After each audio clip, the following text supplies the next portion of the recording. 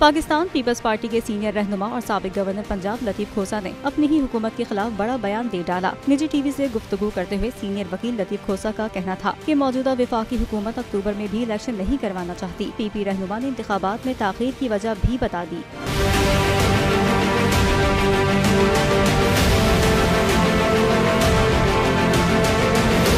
क्या सीनियर वकील लतीफ खोसा बगावत पर उतर आए? उन्होंने बताया कि हुकूमत में शामिल जमातों के सरबराह चाहते हैं कि रवा साल के दौरान सदर मुमलिकत आरिफ अलवी रिटायर हो जाएं, जिसके बाद हुकूमत की जानिब से अपनी मर्जी का सदर मुंतखब करवाकर इलेक्शन की तारीख का ऐलान किया जाएगा।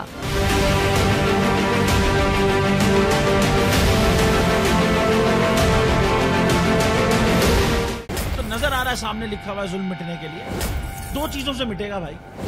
एक, अदल की कुर्सी पे जो लोग बैठते हैं ना, वो अदल के हिसाब से फैसले करने लगे। दूसरा, कौम निकल खड़ी हो जुल्म के खिलाफ, तो जुल्म खत्म हो जाएगा। या इन दोनों में से कोई एक चीज हो जाए या दोनों हो जाए। अगर 420 का मुकदमा था, उस वक्त अदलिया में जो लोग बैठे हुए केस देख रहे थे, वो पूछते ना यार चीट हुआ कौन है। जब उनको दिखता कोई चीट नहीं हुआ, केस खत्म कर देते। तो जालिम जुल्म कर ही नहीं पाता। 9 जजेस ने नोट बिफोर किया मेरे केस को यार, 1.5 साल चला। शख्सी जमानत का केस, सेम केस इस्लामाबाद में कर दिया। एक ही इल्जाम पे 2 केस हो नहीं सकते भाई। मतलब 60 दिन का वक्त होता है। 102 दिन के बाद मैं जीत गया, केस बरी हो गया।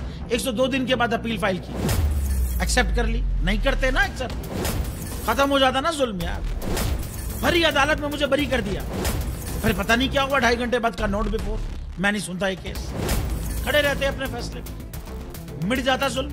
अल्लाह ताला ने बिठाया इस कुर्सी, इन कुर्सियों पे इनको यार, ये अल्लाह ताला की तरफ से फैसले करने हैं। तो या तो ये फैसले आएंगे, जुल्म मिट जाएगा, या कौम खड़ी हो जाएगी जुल्म के खिलाफ।